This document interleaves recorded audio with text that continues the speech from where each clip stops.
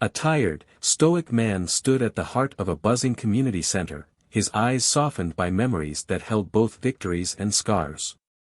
It was meant to be a simple evening, a chance to reconnect, to share a few words of wisdom with those who valued the lessons of life and war.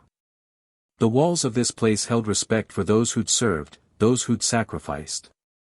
For him, this wasn't just any gathering. It was a place of pride, where he could remind himself that his battles had meant something. It was a rare chance to feel seen for the hero he was.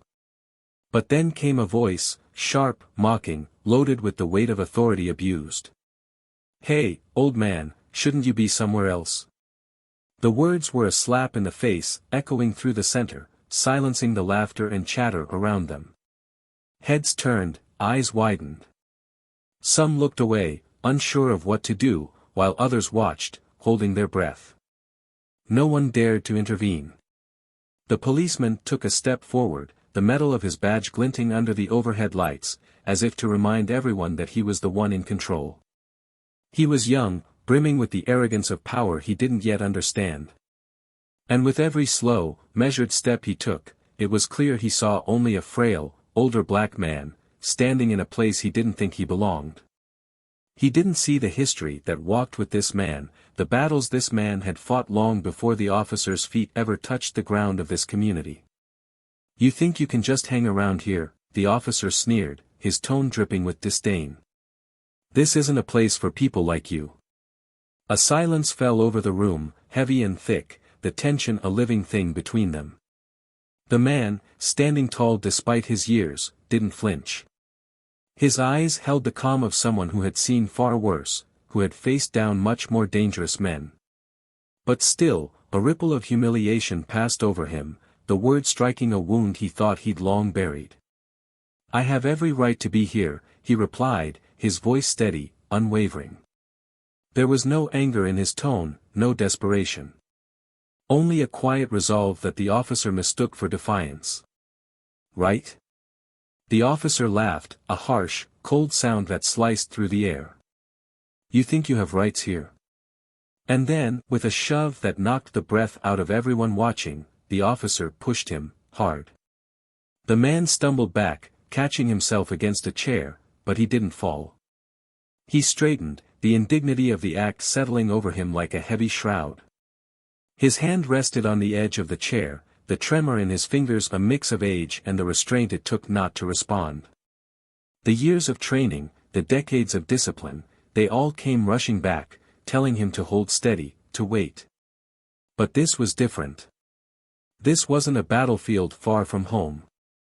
This was his community. His place. The people around him whispered in shocked disbelief, some frozen in place, others turning away, unwilling to witness the raw, ugly reality unfolding before them. He could see it in their faces, the shame, the confusion, the fear. And for a moment, he thought of letting it go, thought of walking away. But something deep within him, something tied to all the moments he'd held back, told him to stand his ground. "You don't know who you're talking to," he said softly, the quiet strength in his voice causing the officer to pause, just for a second. "Oh, I think I know exactly who you are," the officer spat, his hand moving to rest on his belt, where his handcuffs hung. "You're just another troublemaker who thinks they deserve respect." The man's eyes hardened, his jaw setting as he straightened to his full height, letting the years fall away for a brief moment. He held the officer's gaze, refusing to look away, refusing to be intimidated. "That's where you're wrong," he said, each word measured, deliberate. "Respect isn't something you hand out, like a weapon. It's earned. And I've earned mine 100 times over." The officer scoffed, dismissing the words, unable to see beyond the uniform he wore, the authority he wielded. And in that moment, the veteran felt a chill run through him, a cold realization of just how deep the ignorance ran. "Do you know what it feels like," he continued, his voice calm, almost haunting, "to be a part of something that matters? To fight for the people around you, even if it costs you everything?" The officer rolled his eyes. "I'm not here to listen to some old story," he sneered. "Why don't you save that for people who actually care?"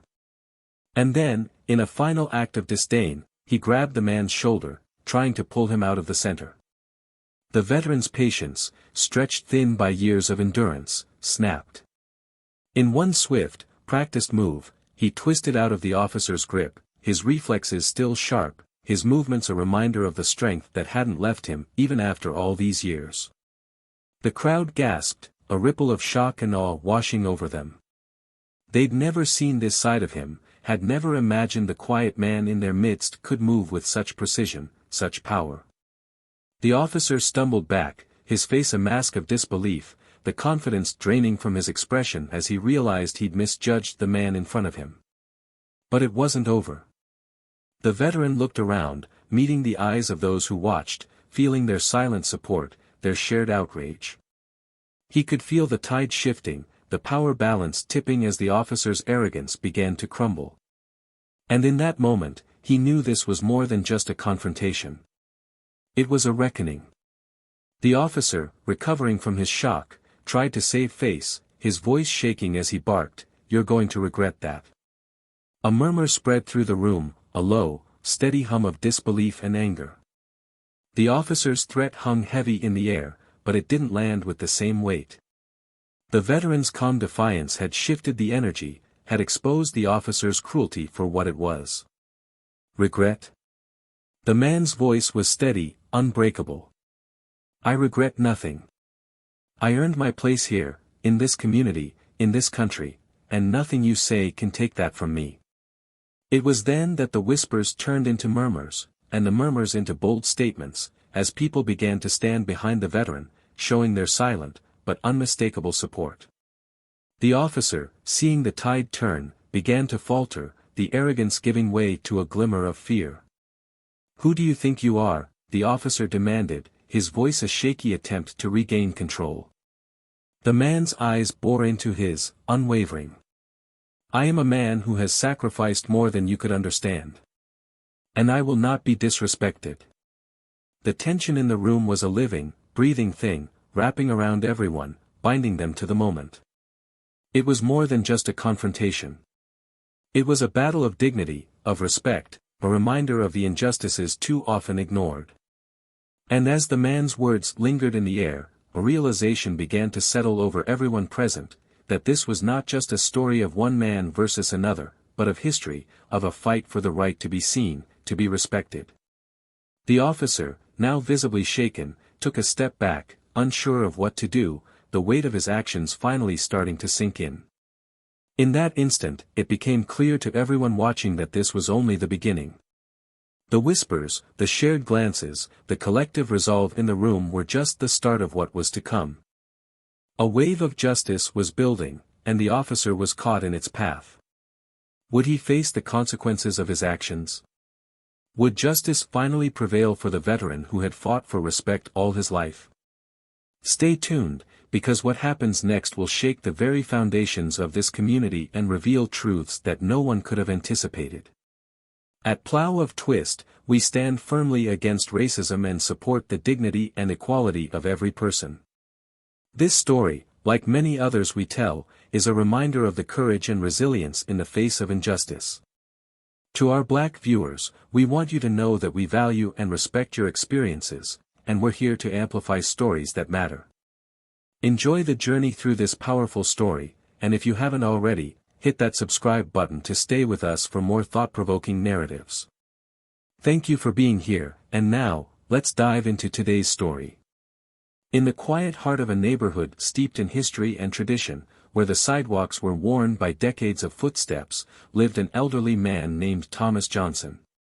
Known affectionately in his community as Mr. J, Thomas was a man of habit, a constant presence at local events, and a friendly face at the community center where he volunteered most evenings. His demeanor was calm and collected, the kind of quiet resolve that only came from a life marked by hardship and resilience. Thomas was a veteran, a man whose youth had been shaped on the front lines of battles far from home. He had seen the worst humanity had to offer, yet he returned home with a steadfast faith in the goodness of people. His life was a testament to that resilience, though few truly knew the depths of his experiences. Thomas was in his 70s, his face lined with age and wisdom, his gaze steady but with a softness that drew people in. His hands were weathered, the scars from long-forgotten skirmishes barely visible against his dark skin. His voice was gentle, calm, and deliberate, never raised, but always listened to by those around him. He was the type of man who chose his words carefully, speaking only when he had something meaningful to say. The community center had become something of a second home to Thomas. It was a modest, unassuming building with walls that held more than just photographs and paintings. It held memories, stories, and a sense of belonging for all who walked through its doors. Here, he led discussions with young men and women who came to hear his stories, seeking wisdom from someone who had faced life's most profound tests and returned with his dignity intact. He never spoke of the battles directly, nor the medals tucked away in a dusty box on his shelf. Instead, he shared the lessons he'd learned: courage, patience, the quiet strength of knowing when to stand tall and when to yield. Thomas's days were simple and routine. Each morning, he would take a walk through the neighborhood, greeting familiar faces, stopping to chat with store owners and parents pushing strollers. He would pause outside the small barber shop where he got his hair trimmed every other Saturday, exchanging a few words with the barber who had become more of a friend over the years. The local cafe was his next stop, where the barista had his coffee ready, no sugar, just as he liked it. His afternoons were spent reading, sometimes on a park bench, sometimes in his small but well-kept home, where old photographs adorned the walls, memories of a life well lived. But the evenings were reserved for the community center. There, he taught anyone who would listen about dignity and perseverance. Young people respected him deeply. To them, he was more than just an old man. He was a mentor, a living testament to the strength and resilience they aspired to. Yet, despite his reputation, he remained humble. He didn't speak of his medals or his rank, nor did he mention the times he had been praised for bravery in the face of overwhelming odds. Thomas believed that true respect was earned, not through titles or accolades, but through how one treated others. One evening, as Thomas was preparing for a small discussion at the center, a new figure appeared in his world: Officer Derek Wallace. Derek was relatively new to the community, a police officer in his mid-30s with an intense gaze and an aura of authority. He was a man who took his job seriously, perhaps too seriously, and he made his presence known wherever he went. Tall and fit, with a military-style buzz cut and an air of impatience, Derek was a man driven by his own sense of duty, though his version of duty was marked by control and an unwavering belief in his authority. Derek saw the community not as a place he served but as a place he ruled. In his eyes, his badge was a license to be obeyed without question, his uniform a symbol of power that granted him the right to impose his will on others.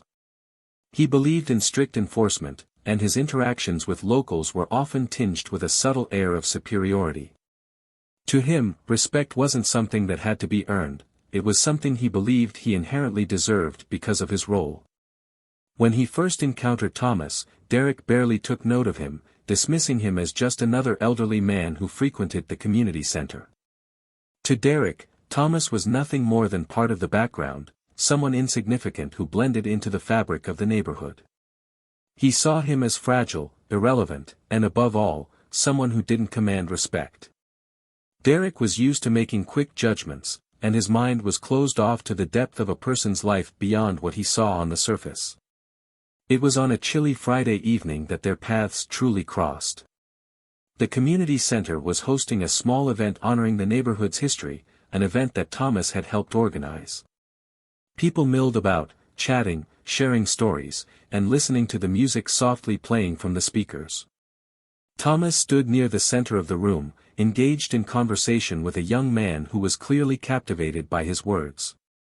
There was a warmth in the air, a feeling of camaraderie and connection that brought everyone closer, but Derek's arrival shattered that warmth. Derek strode in, surveying the room with a look of impatience and barely veiled contempt. He didn't bother to greet anyone or acknowledge the warmth of the event. His eyes fell on Thomas, and his expression soured. In his mind, the community center didn't need bold men telling stories or taking up space. It needed order, control, and he was here to impose it. Derek approached Thomas, his steps firm, the weight of his presence pressing down on the atmosphere. "Hey, old man," Derek's voice cut through the noise, harsh and uninviting. "Don't you have somewhere else to be?" Thomas looked up, meeting Derek's gaze with calmness, though there was a hint of confusion in his eyes. He could feel the eyes of others on them, the tension in the room rising. He wasn't used to such hostility in a place he considered safe. He didn't know Derek, but he could sense the disdain in the man's tone. "I'm exactly where I need to be," Thomas replied quietly, his voice steady, not a hint of defensiveness in his tone. He stood his ground, though his posture was relaxed, his expression dignified. Derek's eyes narrowed. "You think you can just hang around here, spouting whatever nonsense comes to mind?" he sneered. "This isn't a place for people like you." The words hung heavy in the air, each one a cut that sliced through the respect Thomas had built in the community. The onlookers watched in shock, disbelief etched into their faces. Some looked away, unable to meet Thomas's eyes, while others silently willed him to defend himself. Thomas took a deep breath, his hands resting on the edge of a nearby chair to steady himself. He could feel the weight of years of restraint, of all the times he had endured indignities and turned the other cheek. But here, in the place he considered his second home, that restraint began to waver. "I have every right to be here," he said softly, each word deliberate, his gaze unwavering. Derek let out a harsh laugh. "Right? People like you think they have rights here?" Without warning, Derek reached out, grabbing Thomas's shoulder and pushing him back, hard. Thomas stumbled, catching himself against the chair, his hand gripping the edge as he steadied himself. His eyes held Derek's, refusing to break the gaze, the anger simmering just beneath the surface but held in check by years of discipline. Derek's expression twisted in disdain. To him, Thomas's calm response was a form of defiance, and he couldn't tolerate defiance from anyone, especially not from someone he deemed beneath him. "Why don't you do everyone a favor," Derek said, his tone dripping with venom, "and find somewhere else to waste your time?" The room fell into an uneasy silence, the tension almost palpable. Thomas stood up straight, his jaw set, his eyes filled with a quiet fury that he kept tightly reined in. This was his community, his place of respect and peace, and here he was, being pushed aside, humiliated in front of the very people he had served and protected. The people around them could feel the injustice, the wrongness of the situation, but they felt helpless, unsure of what to do. They looked to Thomas, hoping he would say something, hoping he would stand up for himself, but he knew that in that moment, words wouldn't change Derek's mind. He saw in Derek's eyes the cold indifference of a man who believed he was untouchable, unchallengeable. And as Thomas stood there, a plan began to form in his mind. He would not let this humiliation define him. He would not let one man's disdain take away the respect he had earned. In the days following the humiliating encounter at the community center, Thomas Johnson found himself the center of hushed conversations and sympathetic looks. People would greet him warmly, as always, but their words came with an edge of discomfort. The entire community seemed to be buzzing, shaken by what had unfolded. For years, Thomas had been a symbol of quiet strength and respect, and to see him treated as if he were insignificant, as if he hadn't earned every ounce of respect they held for him, it was something that lingered in the minds of everyone who had witnessed it. As he walked down the familiar streets, Thomas could feel the weight of people's gazes on him. A few even approached, offering their apologies and expressing their anger over what had happened. "It's just not right, Mr. J," a young man named Marcus said one afternoon as he caught up to Thomas on the sidewalk. "We all saw it. We all know that cop was out of line." Thomas nodded, his expression calm, though Marcus could see the exhaustion in his eyes. "Thank you, son," he replied, his voice steady. "I appreciate the concern. But sometimes, the best thing to do is let these things be. I've fought battles before, and not every one of them requires a response." Marcus frowned, not satisfied with the answer. "You shouldn't have to go through that.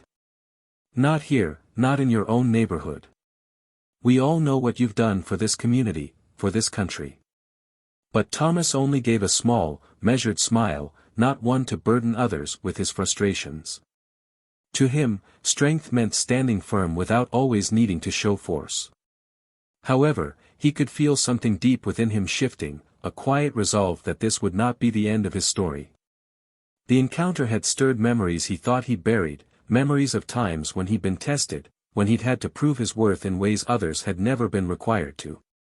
Back at the community center that evening, Thomas took his usual seat at the front, preparing for the small gathering that had become a tradition. People filed in, the air heavy with an unspoken tension. They looked to him for guidance, for some acknowledgement of what had happened. As he began speaking, he could feel the weight of their expectations, their hopes that he would say something to make sense of it all. Sometimes, he began, his voice calm but resonant, we face challenges that are not of our choosing. We encounter people who may not see us for who we are, who only see what they want to see. In times like these, our strength isn't in reacting out of anger, but in standing firm, in knowing our own worth. The room was silent, everyone hanging on his words.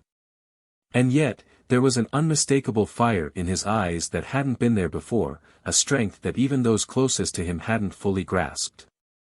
As the meeting concluded, Thomas was approached by an older woman named Mrs. Collins, one of the few who knew him from his younger days. She looked up at him, concern in her eyes. "Thomas, dear," she began softly, "don't let that officer break your spirit. You've done too much, given too much." He looked at her, a hint of gratitude in his gaze. "Don't worry about me, Mrs. Collins. I know what I'm worth. That man can't take that away, not with all the pushing and sneering in the world." Still, despite his calm exterior, Thomas couldn't shake the incident from his mind.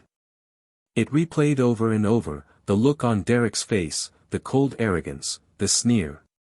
And beneath that, the realization that to some, all his sacrifices, all his struggles, were invisible. It was as if his life's work, the battles he'd survived, the people he'd helped, meant nothing to men like Derek. Days passed, but the memory lingered. Then, one evening, as he sat alone in his modest home, a thought came to him.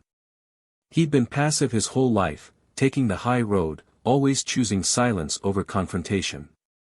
But this time, he felt something deeper pulling him forward. Perhaps it was time to stand up in a different way, to make a statement, not for himself, but for those who might come after him. He decided he would attend the next city council meeting.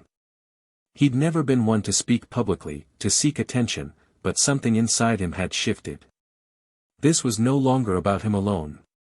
When he arrived at the city hall, he noticed the curious glances and nods of encouragement from those who recognized him. As he waited, he saw Officer Derek enter the room. Derek hadn't seen him yet, but as he caught sight of Thomas, his face flashed with annoyance, as if the mere presence of Thomas was an irritation he couldn't ignore. Derek approached, his expression already twisted with impatience. "What are you doing here?" he demanded, his voice low but brimming with hostility. Thomas met his gaze, unflinching. "I'm here for the community meeting, same as everyone else," he replied evenly. Derek scoffed. "People like you think they can just show up anywhere and make demands?" He leaned in, his voice a harsh whisper. "You don't belong here, Thomas." Thomas felt the tension coil within him, but he kept his expression neutral. "Officer, I've earned my place here, just as much as anyone else. Maybe more." For a moment, Derek seemed caught off guard, but he quickly masked it with a smirk. "We'll see about that," he muttered before turning away, but not before glancing over his shoulder with a look that said he hadn't finished with Thomas. Throughout the meeting, Thomas felt Derek's eyes on him, the silent challenge in his gaze. But Thomas remained focused, waiting for his turn to speak. When the floor opened up for comments, Thomas stood, and the room seemed to still, as if everyone had been waiting for this moment. He began to speak, his voice steady but powerful, recounting the ways the community center had supported veterans like him, how it had been a sanctuary for those seeking purpose and connection. As he spoke, he felt the strength of his own convictions, the pride he had in the community he'd been a part of for so many years. He saw people nodding, some moved to tears, and for a moment, he felt a surge of hope. But Derek couldn't let it go. As soon as Thomas finished speaking, Derek stood up, cutting into the silence with a cold, dismissive tone. "This is a community space, but let's be real. Some people around here think they deserve special treatment just because they wear a badge or a uniform. That doesn't make them better than anyone else." A ripple of murmurs passed through the room, people glancing between Derek and Thomas, sensing the underlying tension. Thomas met Derek's gaze, his face calm but his eyes sharp. "There's a difference," Thomas said, his voice carrying across the room, "between wearing a uniform for service and wearing one for power. Some people serve to protect, while others do it to control. And the community knows the difference." The room fell silent, the weight of his words sinking in. Derek's expression tightened, his jaw clenched as he glared at Thomas. But Thomas didn't back down, he held Derek's gaze, the years of quiet resilience burning through his stare. After the meeting, people approached Thomas, offering their thanks and expressing their support. Thomas felt a warmth he hadn't felt in years, a renewed sense of purpose. But as he walked to his car, he felt Derek's presence behind him. "You think you're some kind of hero, don't you?" Derek sneered, stepping closer, his voice low and threatening. Thomas turned to face him, unflinching. "I don't need to think I'm a hero, Derek. I know who I am, and I don't need a badge to prove it." Derek's face contorted with anger, his fists clenching at his sides. "You're just an old man clinging to some idea of respect that doesn't matter anymore." Thomas felt the urge to respond, but he held back, knowing that Derek's anger was a result of his own insecurities, his need to dominate. Instead, he turned and walked away, leaving Derek standing alone, seething. As Thomas drove home that night, he couldn't shake the feeling that things were far from over. Derek's anger was a force that wouldn't be easily subdued, and Thomas knew there would be consequences. But he felt no fear, only a deep, unwavering sense of purpose. The community had seen the truth, had felt the weight of the injustice Thomas had endured. And as he drove through the quiet streets, he knew that the next confrontation would be a turning point, not just for him, but for everyone who had witnessed the events unfolding. The question hung in the air, a silent challenge echoing in his mind: how far would Derek go to defend his fragile sense of power? And how far was Thomas willing to go to stand up for the respect he had spent a lifetime earning? The answer, Thomas realized, would change everything. As Thomas locked his door, heading out to his evening walk, he noticed the familiar hush that fell over the street whenever Derek's patrol car rolled by. Tonight, however, the tension felt sharper. Derek's car pulled up, the headlights casting a harsh glare across the sidewalk where Thomas stood. Without waiting for an invitation, Derek got out and approached Thomas with a calm that felt more menacing than his usual impatience. He had a subtle smirk on his face, but there was a dark edge to it, as if he'd already decided how this encounter would end. "Well, Mr. Johnson," Derek began, his voice laced with mock respect. "Out for another evening stroll? Funny how you keep showing up in places you're not really wanted." Thomas straightened, his posture dignified, meeting Derek's gaze without flinching. "This is my neighborhood, Derek," he replied evenly. "I don't need your permission to be here." Derek chuckled, but it was an empty sound, the kind that didn't reach his eyes. "You know, people like you think you've got this untouchable aura. But respect doesn't get handed out like candy just because you've got a few gray hairs. Sometimes, people need a reminder that they're not above the rules." Thomas could feel the familiar heat rising within him, the quiet fire that had been stoked ever since that first confrontation. But he kept his voice calm, steady. "The respect I've earned wasn't given, Derek. It was fought for, long before you put on that uniform." Derek's eyes narrowed, and for a moment, Thomas saw something flicker in them, a trace of insecurity, as if Thomas's words had struck a nerve. But just as quickly, Derek's face hardened, his posture becoming rigid. "You think that gives you the right to talk down to me?" Derek hissed, stepping closer, his voice lowering to an ominous growl. I don't care what you think you've earned. Out here, I'm the one in charge. Not you. A few people from the neighborhood began to gather at the edges of the street, drawn by the growing intensity of the exchange. Thomas caught sight of familiar faces, people who had known him for years, who understood what he stood for. And he realized then that this moment was more than just a confrontation between him and Derek. It was a statement, a stand for all the silent looks, the whispered conversations, the shared anger that had been building within the community. Thomas took a slow, deliberate step forward, closing the distance between them. His voice, calm but filled with a strength that resonated through the crowd, cut through the tense silence.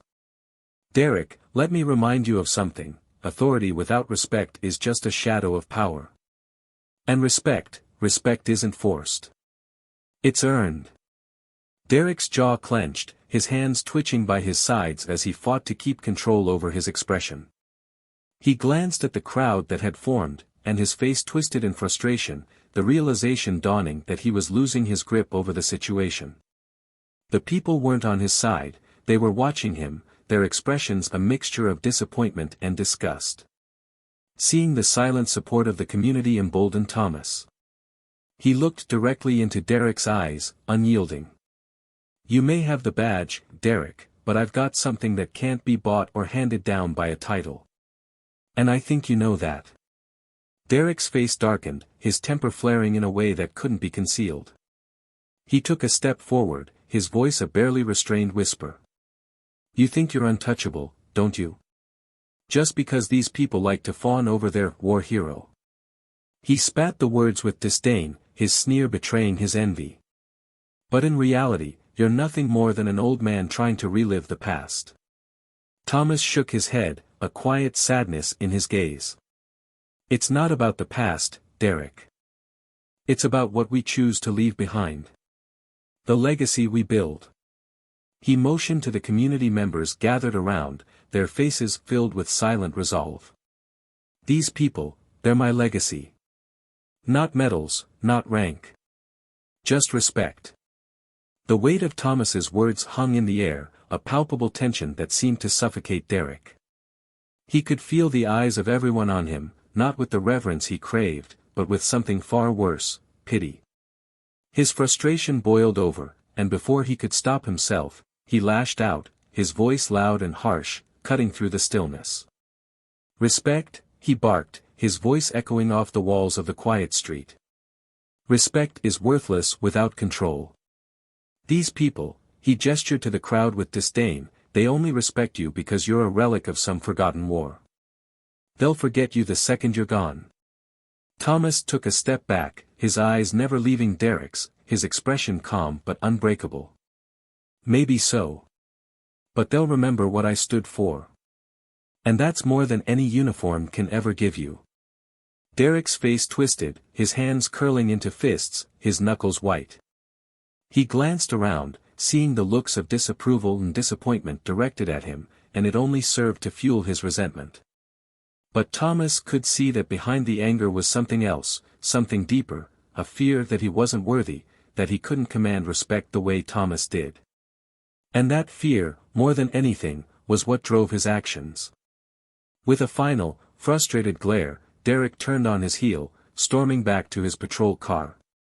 The crowd parted as he passed, their faces a mix of disappointment and silent judgment. As he drove away, the tension slowly dissipated, leaving the street quiet once more. The people who had gathered around Thomas lingered, their expressions filled with a mix of pride and admiration. They approached him, one by one, offering words of gratitude, of solidarity. Thomas accepted their kindness with quiet humility, his heart warmed by the knowledge that he was not alone in this fight. But he knew, even as he walked back to his home, that Derek's anger was far from over. He could feel it, simmering beneath the surface, a storm waiting to break. And he understood that the next confrontation wouldn't end as peacefully. Derek's pride had been wounded, and Thomas knew that men like Derek didn't take well to wounds they couldn't control. As he reached his front porch, he looked out over the neighborhood, the familiar streets and faces that had been his family for so many years. And he made a silent promise to himself, no matter what happened, he would stand firm. He would not let Derek's anger, his bitterness, tarnish the respect he had built within his community. For Thomas, this was more than just a fight for dignity. It was a stand for every person who had been silenced, who had been pushed aside, who had been made to feel less than worthy. It was a stand for justice, for respect, and for the legacy he hoped to leave behind. And as he stood there, the quiet night settling around him, he felt a sense of peace, a calm resolve that steadied him. Whatever was coming, he was ready for it. As Thomas sat in his small kitchen, the warm, dim light casting shadows across the worn tabletop, he couldn't shake the feeling that tonight wasn't over. He'd sensed something in Derek's expression as he had driven away, a dangerous mix of pride and rage that he knew all too well. He'd seen it in the eyes of young soldiers, the ones who thought they had nothing to lose and would risk anything to prove themselves, no matter the cost. He was startled out of his thoughts by a loud, forceful knock at the door. The sound echoed through the quiet of his home, sharp and jarring. Thomas's instincts told him immediately who it was. He took a deep breath, steadying himself, and moved toward the door. As he opened it, his eyes met Derek's, standing in the doorway, face twisted in a mixture of contempt and barely concealed rage. "Derek," Thomas greeted calmly, his voice a steady contrast to the storm in Derek's eyes. Derek wasted no time with pleasantries. "You think you can just humiliate me like that?" he spat, stepping closer, his tone low and menacing. "Out there, in front of everyone, making me look like some fool." Thomas met his gaze without flinching, his own eyes filled with a quiet determination. "This was never about making you look like a fool, Derek. This was about respect, something you've been demanding but never learned to give." Derek scoffed, his hands clenching at his sides. "Respect? I'm the one who wears the badge, who keeps this neighborhood in line. People respect me because they have to." Thomas shook his head, a trace of sadness in his expression. "Fear isn't respect, Derek. You may keep people in line, but that's not the same thing. Respect is earned, through actions, through understanding. It can't be forced." Derek's jaw tightened, and his voice dropped to a venomous whisper. "You think you're better than me? Because you wore a uniform once? Because people here look up to you?" He took a step closer, his voice filled with barely restrained fury. "I've worked my whole life to get to where I am, and I'm not about to be shown up by some old man who thinks he's a hero." Thomas's expression remained calm, his voice steady. "This isn't a competition, Derek. Respect doesn't work like that. You don't lose respect by acknowledging others. You gain it by lifting others up, by serving with honor." Derek laughed bitterly, a hollow, angry sound. "Honor? What's that even worth?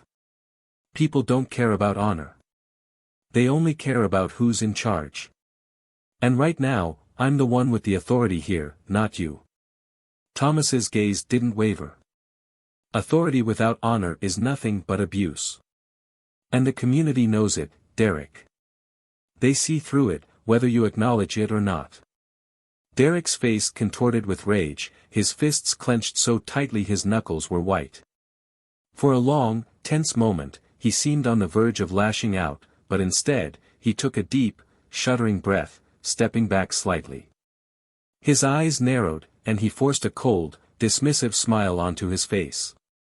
"You know what?" he sneered. "I don't need to stand here and listen to some washed-up relic lecture me on respect. Your time is over, Thomas. People don't care about honor or whatever ideals you're holding on to. This world doesn't respect weakness." Thomas's gaze hardened. "If you think kindness, integrity, and respect are weaknesses, Derek, then you don't understand strength at all." Derek took another step back, his eyes narrowing, as though weighing his next move. Then, with a final, contemptuous look, he turned and stormed away, slamming the door behind him. Thomas stood in silence for a moment, the weight of the encounter settling over him. He knew Derek's anger was far from spent, that the younger man's pride wouldn't allow him to let this go easily. In the days that followed, the tension in the community grew. People whispered about the confrontation, about the way Derek had behaved, the disrespect he had shown. And it didn't take long for word to spread, for the murmurs to reach those who could make a difference. One evening, as Thomas was heading to the community center, he was met by a group of familiar faces, neighbors, friends, people who had come to know him as more than just a war veteran, but as a man who cared deeply for their community. "Thomas," a woman named Linda began, her voice filled with concern, "we've all heard about what happened. We know Derek's been out of control for a while now, but what he did to you, it's beyond unacceptable." Thomas nodded, his face thoughtful but calm. "Thank you, Linda. I appreciate your support. This isn't just about me, though. It's about all of us. We deserve to feel safe, to be treated with respect by those who are meant to protect us." Another man, George, spoke up, his voice filled with resolve. "We've been talking, Thomas. We think it's time we took a stand. Not just for you, but for everyone here. Derek needs to be held accountable for his actions." Thomas looked around at the faces of his friends, people he'd known for years, people who had stood by him and supported him through thick and thin. There was a fire in their eyes, a determination that went beyond simple loyalty. They were ready to fight for their community, to stand up against the abuse they had all endured. For the first time in a long while, Thomas felt a surge of hope. He placed a hand on George's shoulder, his voice filled with gratitude. "Thank you, all of you. This community, it means everything to me. And if we stand together, if we refuse to back down, I believe we can make a difference." The crowd nodded in agreement, their resolve solidifying. They knew the fight wouldn't be easy, but they were willing to do whatever it took to protect their home, to ensure that respect and dignity were more than just words. As the group made their way to the community center, a plan began to form. They would attend the next town hall meeting, they would speak out, and they would demand accountability. Derek might have the badge, but they had each other, and together, they would not be silenced. When the day of the meeting arrived, the atmosphere was electric with anticipation. The room was filled with community members, all united by a shared purpose. Thomas stood among them, feeling the strength of their support, the quiet determination that bound them together. As the meeting began, Thomas was called to speak. He stepped forward, his gaze steady, his voice calm but powerful. "I've lived in this community for many years," he began, his voice carrying across the room. "And in all that time, I've come to know what it means to truly serve. To protect. It's not about control. It's about compassion, about understanding, about respect." He looked out at the faces of his friends, of the people who had supported him, and he saw the quiet pride in their eyes, the strength that came from knowing they were on the right side of history. "But lately," he continued, his voice growing stronger, "we've seen the power that was meant to protect us being used to intimidate, to belittle, to control. And that is not what this community deserves." A murmur of agreement swept through the room, people nodding in solidarity, their expressions filled with anger and resolve. Derek sat in the back of the room, his face a mask of barely concealed rage, his fists clenched tightly. Thomas met his gaze, his own expression calm but unyielding. "Respect isn't something that can be forced, Derek. It's something that's earned, through kindness, through integrity, through understanding. And it's time that this community, that all of us, stand up for the respect we deserve." The crowd erupted in applause, their voices a chorus of support and solidarity. Derek's face twisted in fury, but there was nothing he could do, no way he could silence the voices of the people who had finally found the courage to stand up to him. As Thomas stepped down, he was met with handshakes, hugs, words of gratitude and admiration. The community had come together, had found their strength, and in that moment, Thomas knew that the fight was far from over, but that they would face it together. And as he looked out at the sea of faces, at the friends and neighbors who had become his family, he felt a surge of pride, a sense of purpose that went beyond any battle he had ever fought. This was his legacy. As the town hall meeting concluded, the energy among the people was undeniable. They had taken a stand, their voices had resonated, and they'd looked directly at the authority they had once feared and declared that respect was a right, not a privilege to be handed out. Thomas could feel the weight of their courage, the commitment that bound them now, and knew this was just the beginning of something bigger. But as the crowd dispersed, reality settled in, and Thomas sensed the tension that lingered in the air, an unease that reminded him of something unresolved. People were hopeful, yes, but they were also afraid. Derek was still a man with a badge, and he had a reputation for pushing limits, bending rules when he thought no one was watching. And tonight, everyone knew he had been humiliated, a slight that, to a man like Derek, wasn't easily forgiven. As Thomas made his way out of the hall, he caught sight of Linda and George waiting for him at the entrance. Their faces showed pride but also worry, their eyes carrying the unspoken question, what comes next? Thomas, George started, his voice barely above a whisper, we did what was right, but, do you think he's going to let this go? People like him, they don't just forget things like this. Thomas took a deep breath, placing a steady hand on George's shoulder. I know, George. And no, I don't think he'll just let it go. But we have to believe in what we did tonight. We have to believe that standing together is stronger than any threat. Linda nodded, but her expression was conflicted. You've given us courage, Thomas. You've shown us that we can't let fear dictate our lives. But we all know what Derek is capable of. People are afraid that he'll come after them, one by one, to remind us who's really in control. Thomas nodded, acknowledging the truth of her words. Fear is a powerful thing, he said, his voice thoughtful. But so is unity. Tonight, we showed him that he can't intimidate all of us at once. But that doesn't mean the road ahead will be easy. The three of them stood in silence, absorbing the complexity of the moment, the sense of victory tempered by the lingering dread. They had done something brave, something that would have lasting consequences, and they were willing to face those consequences together. But none of them could predict what Derek would do next. The following days were tense. Whispers filled the community, stories circulating about Derek's anger, his vow to regain control. People spoke of late-night visits to homes, mysterious encounters where neighbors claimed Derek had driven by their houses, watching, a silent threat in his presence. The community that had once felt like a haven now felt like it was under siege, and Thomas could feel the unease settling over the people, the unity they had fought for beginning to fracture under the weight of fear.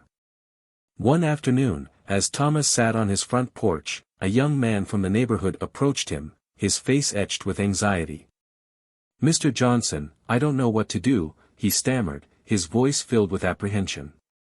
Last night, Officer Derek stopped me while I was walking home. He didn't say much, but, the way he looked at me, like he was daring me to say something back. I don't know if I can keep doing this. Thomas's heart went out to the young man, recognizing the fear in his voice. Listen to me, Thomas said gently, his voice calm but firm. He wants you to feel afraid. He wants you to question your own worth, your right to walk freely in your own neighborhood. But that power only holds if we let it. Don't give him the satisfaction. The young man nodded, though he still looked uncertain. I hear you, Mr. Johnson. But I'm not as strong as you. I don't know if I can stand up to him if he tries something again. Thomas placed a reassuring hand on his shoulder, his voice filled with empathy. Strength isn't about not feeling fear. It's about what we choose to do with it. Remember that you're not alone. This isn't just your fight, or mine. It's ours. And together, we're stronger than anything he can throw at us. The young man seemed to draw some comfort from Thomas's words, his posture relaxing slightly. Thank you, Mr. Johnson. I'll try. It's just hard, you know. Thomas nodded, his eyes filled with understanding. I know, son. I know. As the days passed, it became clear that Derek wasn't going to back down. He began appearing more frequently, his patrol car a constant presence in the neighborhood. People spoke of the way he lingered at corners, his eyes scanning the streets with an intensity that left them unsettled. He stopped people for minor infractions, tickets that felt more like statements than punishments, reminders that he was still in control. One evening, as Thomas was leaving the community center, he found Derek waiting for him outside, leaning casually against his patrol car. The street was quiet, the shadows lengthening as the sun dipped below the horizon, casting an eerie glow over the scene. "Thomas," Derek greeted, his voice dangerously smooth. "We need to talk." Thomas paused, taking in the sight of Derek, the way his eyes gleamed with barely concealed malice. "If you've got something to say, Derek, then say it," he replied, his voice calm, refusing to give Derek the satisfaction of seeing him unsettled. Derek stepped forward, his posture tense, his voice laced with menace. "You think you're some kind of hero, don't you? Rallying these people, stirring up trouble. You think you're untouchable, just because they look up to you?" Thomas held his ground, his gaze steady. "This isn't about being a hero, Derek. It's about standing up for what's right. Something you wouldn't understand." Derek's face twisted with anger, and he took another step closer, his voice dropping to a venomous whisper. "You've made a mistake, Thomas. A big one. And now, you're going to see what happens to people who cross me." Thomas's expression remained unflinching, his voice firm. "I'm not afraid of you, Derek. And neither is this community. You can't intimidate us into silence." Derek's eyes narrowed, a dark smile playing at his lips. "Oh, I think you underestimate me, old man. You're not as invincible as you think. And these people? They'll turn on you the second things get tough. Just you wait." With that, Derek turned and walked back to his car, his movements sharp, his anger simmering just beneath the surface. Thomas watched him go, his mind racing, knowing that Derek's words were more than an idle threat. That night, as Thomas sat alone in his home, he thought of the community, the people who had stood by him, who had shown him support and solidarity. He knew they were scared, that Derek's intimidation was taking its toll. But he also knew that fear could only hold so much power, that unity was stronger than any threat. In the days that followed, Thomas found himself at the center of a growing movement. Neighbors began to gather, sharing stories of their encounters with Derek, their fear turning into anger, their anger into resolve.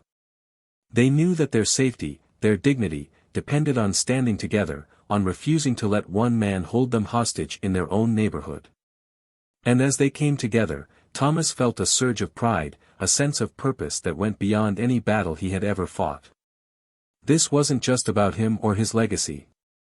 It was about the legacy they were building together, a testament to the power of unity in the face of oppression. But he knew that the fight was far from over, that Derek wouldn't go down without a fight. And as he looked out at the faces of his friends, his neighbors, he made a silent vow to protect them, to stand with them, no matter what came next. The weeks that followed were a testament to the resilience and unity of the community. The people had made a choice: they would not live in fear, nor let Derek's actions go unchecked.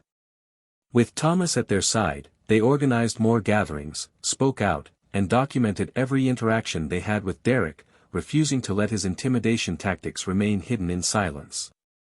It became a movement, one that grew beyond their neighborhood and caught the attention of the broader city.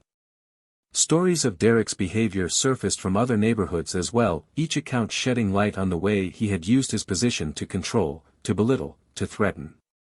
One evening, as Thomas prepared to speak at a town hall meeting, he noticed a larger crowd than ever before. Members of the city council had joined, as well as local journalists and even a few officers from the police department. It was clear that the community's efforts had reached beyond the boundaries of their neighborhood. They were here to listen, to understand, and, most importantly, to hold those in power accountable. As Thomas took the stage, his presence commanded respect, his voice calm yet filled with a strength that resonated throughout the room. "We're here tonight," he began, "not just for our neighborhood, but for every neighborhood that has felt the weight of intimidation, that has faced the abuse of authority. We stand here, together, to say that respect is earned through service, through honor, and through integrity. And anyone who wears a badge should hold themselves to that standard.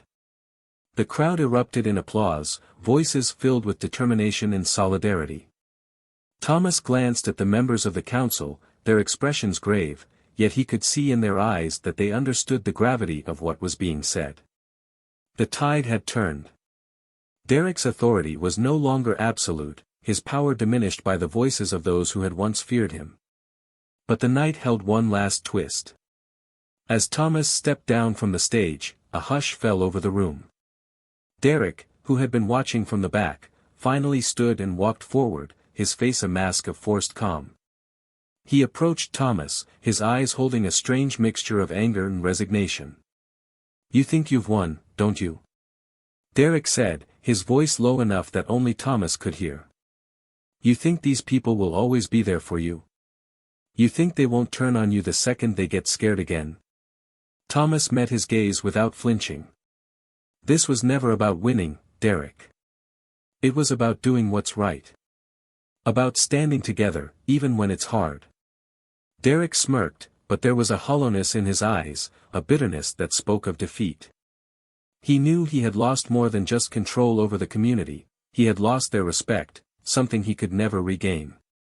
And as he turned and left the hall, his footsteps echoed in the silence, a reminder of the price of arrogance, of the cost of wielding power without honor. In the weeks that followed, an investigation was launched, not just into Derek's behavior but into the culture that had allowed it to flourish. Officers who had once looked the other way began to speak out, recognizing that silence was no longer an option. Policies were reviewed, reforms were promised, and the community felt a newfound sense of security, knowing that their voices had made a difference. As for Derek, he was quietly removed from his position, stripped of his badge, his authority reduced to nothing. He left the neighborhood, his once proud stance replaced with a slumped resignation. Without the uniform, without the power he had so often abused, he was just a man forced to reckon with the consequences of his actions. The weight of his choices pressed down on him, leaving him to confront the emptiness of a life built on control rather than respect. And through it all, Thomas remained a pillar of the community, his quiet strength and inspiration to all. People often sought his advice, his words of wisdom becoming a source of comfort and guidance. He resumed his role at the community center, not as a hero, but as a man who had reminded his neighbors of the power they held when they stood together. One evening, a young man from the neighborhood approached him, his face filled with admiration. "Mr. Johnson," he began, his voice filled with awe, "how did you do it? How did you stand up to him, even when things got so intense?" Thomas smiled, his gaze warm. "It wasn't just me," he replied. "It was all of us, standing together. Sometimes, it takes a single voice to spark change, but it's the voices of the many that keep it going." The young man nodded, understanding the weight of those words. And as Thomas looked around at the faces of his friends, his neighbors, he felt a profound sense of peace, knowing that his actions had left a legacy of courage and unity. The community had changed, not just in policy, but in spirit. They had learned to stand up, to speak out, to protect each other. And in that change, Thomas saw the future he had always hoped for, a community that would continue to grow, to thrive, to honor the dignity of every person within it.